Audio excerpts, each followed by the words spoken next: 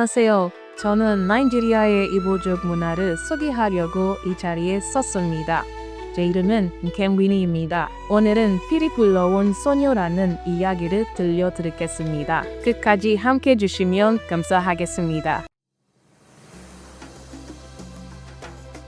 N'oge gara aga, mmiri kwụsịrị izo, ala gbawara, osisi kpọnwụrụ, nri kọrọ.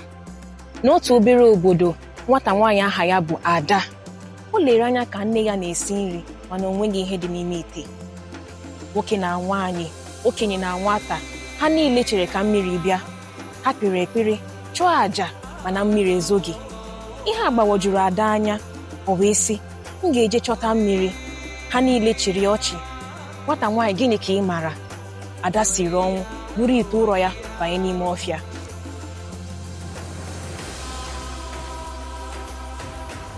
N'ime ọzara, o zutere ngwere agụụ na-agụ.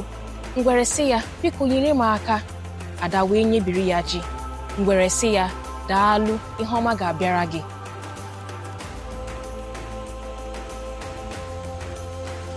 Ka ọ na-aga, o zutere nwa ewu gbajiri ọkpa. Ada wee were ịchafụ isi ya kechie ya ọkpa. Nwa ewu sị ya, daalụ, ihe ọma ga-abịara gị. Mgbe o rutere n'ime ọgba na-emuke amuke, nwaanyị ojii nwere anya dịka mmiri jụrụ ya, gịnị mere iji bịa ebe a? Ịchọta mmiri ozuzo? Ada zara ya. Nwaanyị ahụ sị, naanị onye nwere obiọma ga-enwe ike ịbata ebe a. Ozugbo ngwere ahụ wee tụgharịa bụrụ mmụọ mmiri, nwa ewu ahụ tụgharịa bụrụ onye nche. Nwaanyị ahụ mmụọ amụ wee sị, ị nyere mgbe onwe gị ihe ị nwere. O wee nye Ada otu ite nsọ jupụtara na mmiri.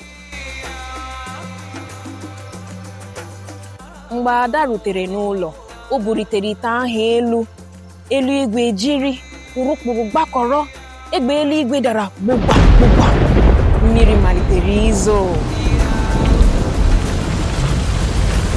Ndị mmadụ gbawara egwu na-eti sị, nwata mmiri, nwata nwaanyị kpọtara mmiri.